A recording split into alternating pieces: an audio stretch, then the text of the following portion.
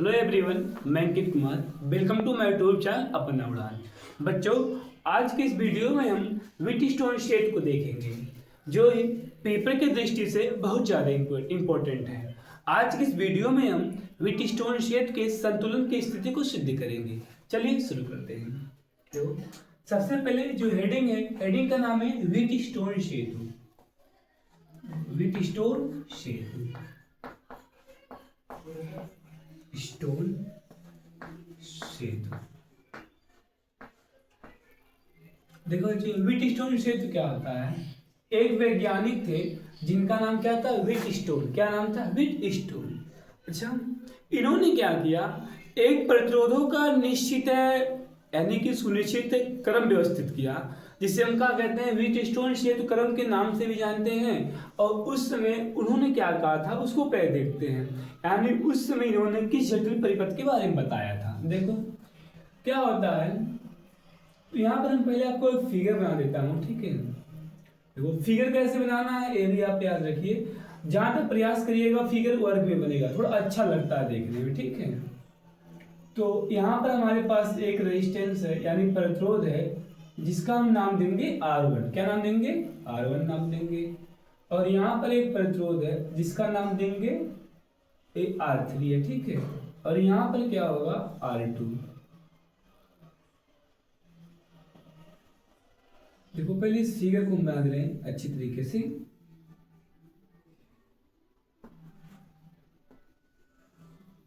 ये प्रतिरोध क्या है? R5।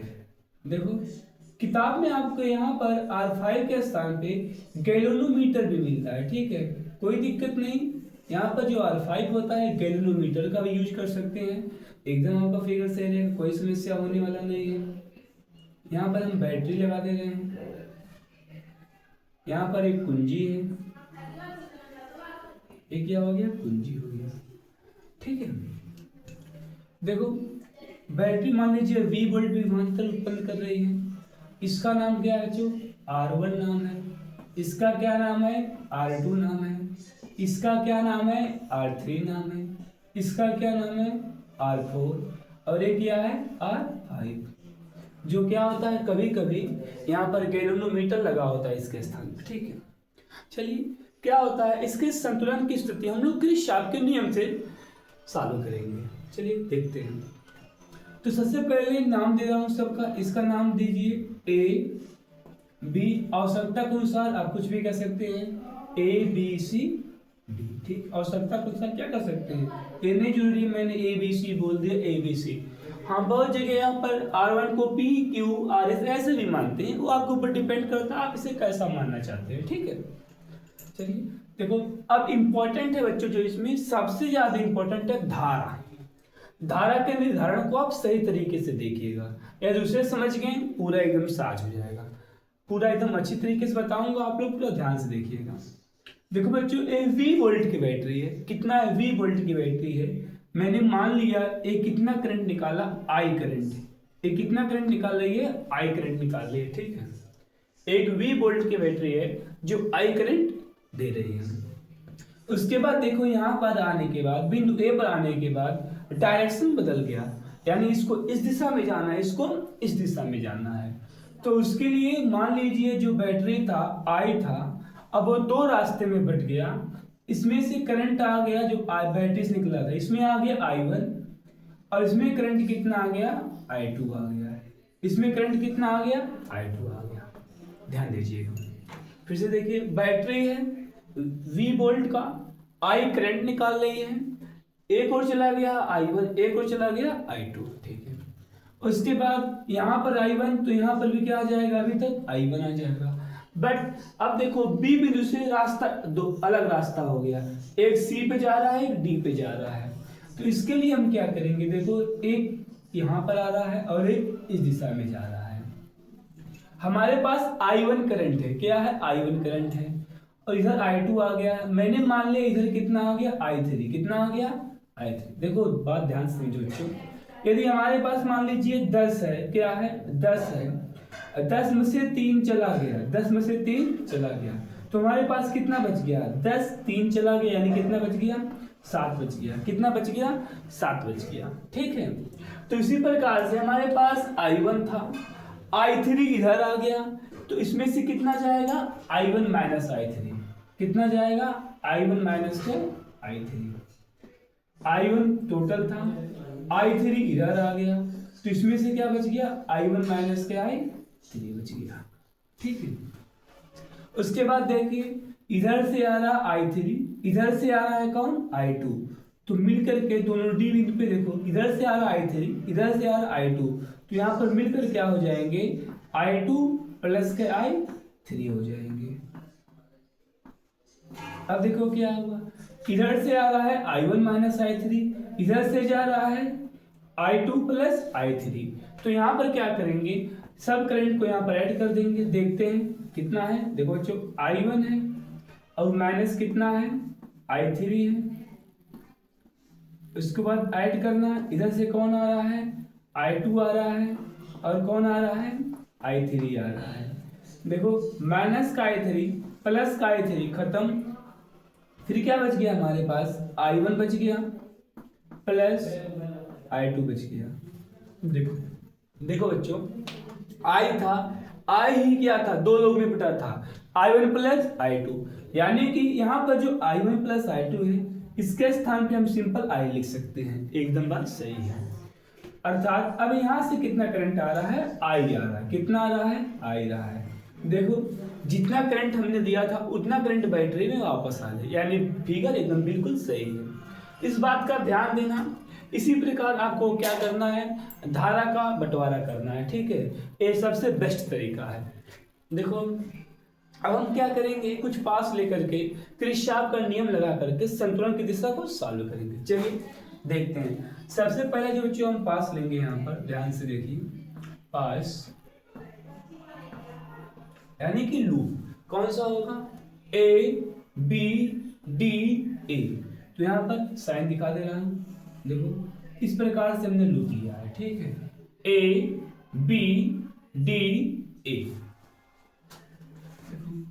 A B D A, ठीक है, A B D A। अच्छा आपको जब किरचॉफ का नियम बताया गया था तो एक किससे है किरचॉफ के नियम से, ठीक है, केसीएल से, एक किससे है केसीएल किरचॉफ के नियम से। कुछ आपको याद होगा किरचॉफ के नियम में पहले ही बताया गया बच्चों, यदि हमारे पास क्या है ऐसे प्रतिरोध है और इसी दिशा में क्या जा रही है धारा जा रही है, और ये बताया गया है बैटरी है। देखो ऐसे आप जा रहे हो, ध्यान से देखिए क्या बताया गया था, यदि ये प्रतिरोध R है, ठीक है, तो आपको बताया गया है बच्चों यदि जिधर आप जा रहे हो उधर धारा भी जा रही है। देखो यदि हमारी दिशा और धारा जाने की दिशा सेम है तो यहाँ पर क्या लिखते हैं माइनस के IR, क्या लिखते हैं माइनस के IR लिखते हैं। और क्या होता है यदि हम जाते हैं पहले बैटरी का माइनस टर्मिनल पड़ता है तो प्लस लिखते हैं, यदि पहले प्लस पड़ता है तो यहाँ पर क्या लिखते हैं माइनस लिखते हैं। इस बात का ध्यान देना, सेम दिशा में जाएंगे माइनस होगा, उसके बाद यदि पहले बैटरी का प्लस पड़ा तो क्या लेंगे माइनस लेंगे।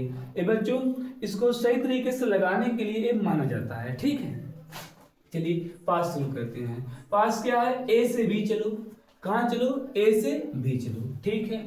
अब देखो किरचॉफ का द्वितीय नियम आपको याद होगा। किरचॉफ का द्वितीय नियम क्या कहता है बच्चों, क्या कहता है कि कोई एक बंद लूप हो और उसमें क्या लगा हो प्रतिरोध लगा हो सेल से युक्त हो, तब क्या होता है वहां पर सभी विद्युत वाहक बलों का बीजगणितीय योग कितना होता है शून्य होता है। एक क्या है किरचॉफ का दूसरा नियम जो क्या है ऊर्जा संरक्षण सही है, जो क्या है ऊर्जा संरक्षण पर आधारित है, ठीक है। चलिए A से B चलिए, तो यहाँ पर यानी A से B जा रहे हैं, धारा भी क्या जा रही है A से B, तो क्या होगा माइनस होगा। यहाँ पर यदि हम बात करें विभव के बारे में, जो V बराबर क्या हो जाएगा I इंटू R हो जाएगा, दिशा सेम है इसलिए क्या हो जाएगा माइनस का हो जाएगा, माइनस के I1 इंटू का हो गया R1 हो गया।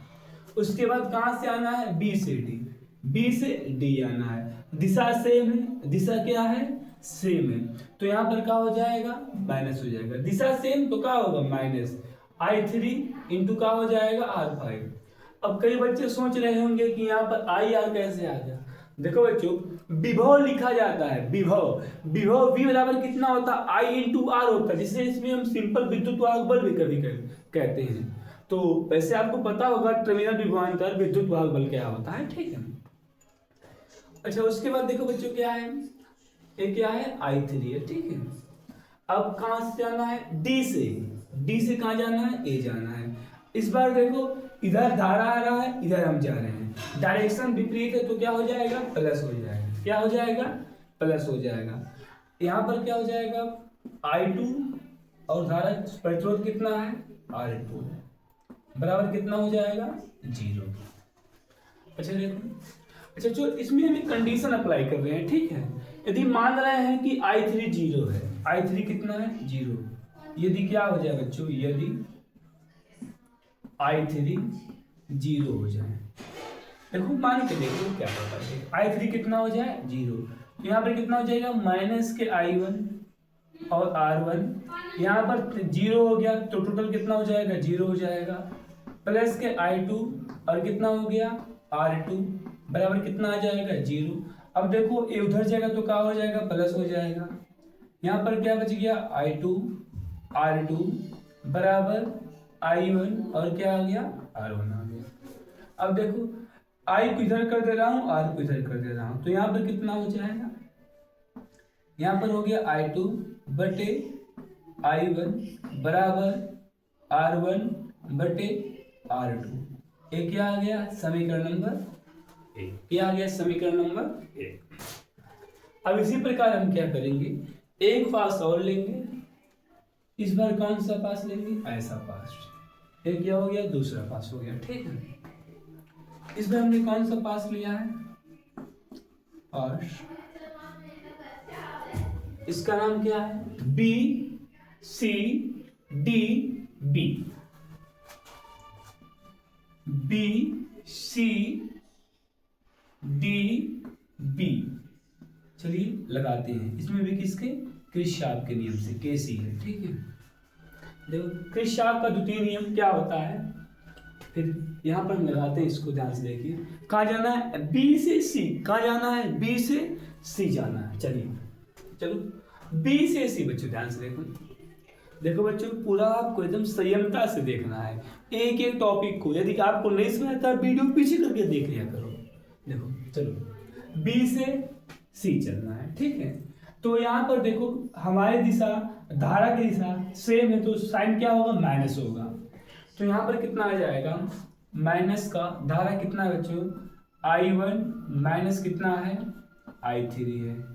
और उसके बाद प्रतिरोध कितना है बच्चों, R3, प्रतिरोध कितना है, R3।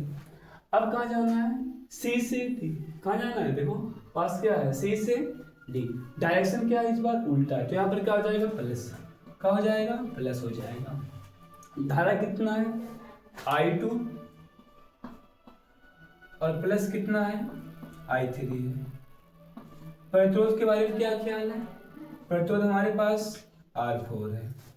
फिर कहाँ जाना है, D से B, D से B, डायरेक्शन क्या है, उल्टा, तो यहाँ पर साइन क्या हो जाएगा, प्लस, क्या हो जाएगा, प्लस हो जाएगा। फिर अगेन देखते हैं, धारा कितना, I3, प्रतिरोध कितना, R5 इक्वल कितना हो गया, 0। यहाँ पर बच्चों फिर वही केस अप्लाई कर देते हैं हम। यदि क्या होता है, I3 कितना हो जाए, 0 हो जाए, I3 कितना हो जाए, 0 हो जाए, तो यहाँ पर I3 0 हो गया, तो A राशिफल 0 हो गया। यहाँ पर कितना बच गया, माइनस का I1 और कितना बच गया, I3 0 हो गया, तो यहाँ से पूरा क्या बच गया, R4, तो प्लस कितना आ गया बच्चों, I2 आ गया और क्या आ गया, R4 आ गया। I3 0 तो टोटल 0, अब बराबर कितना आ गया, 0 आ गया। ये उधर चला गया तो क्या हो जाएगा, प्लस हो जाएगा। यहाँ से कितना आ गया बच्चों, I2 हो गया, R4 हो गया, ये उधर जाएगा तो क्या हो जाएगा, प्लस हो जाएगा, I1 और R3 हो जाएगा। अब देखिए क्या करना है, अब धारा को एक और, प्रतिरोध को एक और, तो यहाँ पर क्या हो जाएगा बच्चों, लिख सकते हैं I2 बटे I1। देखो ए वाला क्या हो जाएगा, इधर आ जाएगा, बराबर कितना है, R3 बटे R4। समीकरण नंबर 2 क्या हो गया, समीकरण नंबर 2 हो गया। दिख रहा है ना, तो दिखना चाहिए, लगभग पूरा फ्रेम में आ रहा है, ठीक है। ये समीकरण 2 हो गया। अब यहाँ पर देखो बच्चों, समीकरण 1 और 2 से, समीकरण 1 और 2 से ध्यान से देखना, समीकरण 1 और 2 से, समीकरण 1 और 2 देखो, समीकरण 1 कहां पर है, बायां पक्ष I2 बटे I1, समीकरण 2 I2 बटे I1, तो बायां पक्ष बराबर टू दायां पक्ष क्या हो जाएगा, बराबर हो जाएगा। तो यहां से क्या हो जाएगा, R1 बटे R2 बराबर कितना हो जाएगा, R3 बटे R। इस प्रकार बच्चों हम व्हीटस्टोन क्षेत्र के संतुलन की स्थिति को सिद्ध कर सकते हैं। देखो ध्यान से, देखो बच्चों, एक कब सिद्ध हुआ है, ये सिद्ध हुआ है जब R5 में करंट कितना हो, 0, यानी कि I3 0। अच्छा, I3 कब 0 होता है पता आपको, यहाँ पर विभव क्या होता है, बराबर हो जाएगा। जब विभव बराबर हो जाएगा तो विभवांतर क्या हो जाएगा, शून्य हो जाएगा। इसलिए गैल्वेनोमीटर में किसी प्रकार का रीडिंग नहीं आता है। देखो अच्छा, एक बात ध्यान देना, ये बहुत इंपॉर्टेंट बात है, यदि इसमें से I3 0 है तो रेशियो बराबर क्या होता है, इसका रेशियो ऐसे बराबर होता है, यानी कि R1 बटे R2 बराबर किसके होता है, R3 बटे R4। या इसका उल्टा भी सही है, यदि पहले से ही बराबर दिया है R1 बटे R2 बराबर आ रहा है किसके, R3 बटे R4 के, तो आपको मान लेना है I3 का होगा 0 होगा, दोनों बात सही है, ठीक है। तो बच्चों इस प्रकार हम व्हीटस्टोन क्षेत्र के संतुलन की दशा को सिद्ध कर सकते हैं। तो वैसे हम लोग को ये जानते हैं कि अब क्या हुआ, जो पेपर का टाइम है बहुत कम टाइम बचा है, ठीक है, और आपकी पढ़ाई कुछ हुई नहीं है। तो इसी प्रकार से मैं आपके लिए इम्पोर्टेंट टॉपिक डालता रहूंगा। इस प्रकार वीडियो पाने के लिए हमारे चैनल अपना को सब्सक्राइब करिए। चलिए, thanks watching for my video, bye bye.